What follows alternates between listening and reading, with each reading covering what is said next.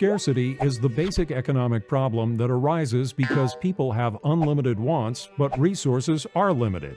Because of scarcity, various economic decisions must be made to allocate resources efficiently. Some wants must be given up so that others can be achieved. The fact that choices have to be made about how to use limited resources to meet unlimited wants affects individuals, businesses, industries, governments, and even the worldwide economy. It is an important concept for the study of consumer demand and how individuals and business make consumption, production, and investment choices. At the individual level, time is an example of a scarce resource. The hours you spend working to make an income are hours that you don't spend relaxing or with your family.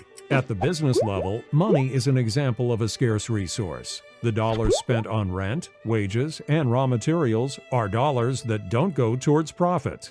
On the government level, land is an example of a scarce resource. With only so many square miles of usable land available, agencies from city councils to the federal government must make decisions about the best use of space. Land turned into a park is land that cannot be used for roads or houses. Ultimately, scarcity is all about compromise. In order to gain one resource, you must cut back on another.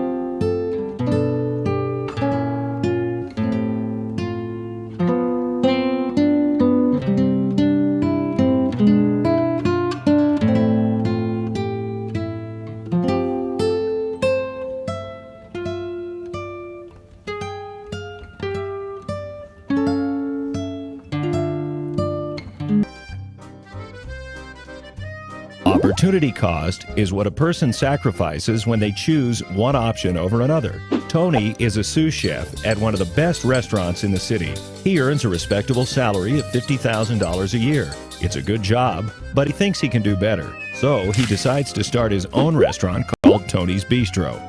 In the first year, he earns only 25% of what he made as a sous chef, or $12,500. The opportunity cost of starting his own business is the other 75% of the income that he would have made if he had stayed at his old job, or $37,500. Tony doesn't make too much for the first 4 years his restaurant is open, and his opportunity costs are high.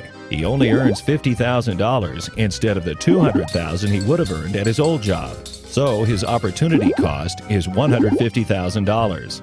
Suddenly, in year 5, Tony's Bistro starts receiving rave reviews from food critics and earning top rankings from Zagat and Michelin.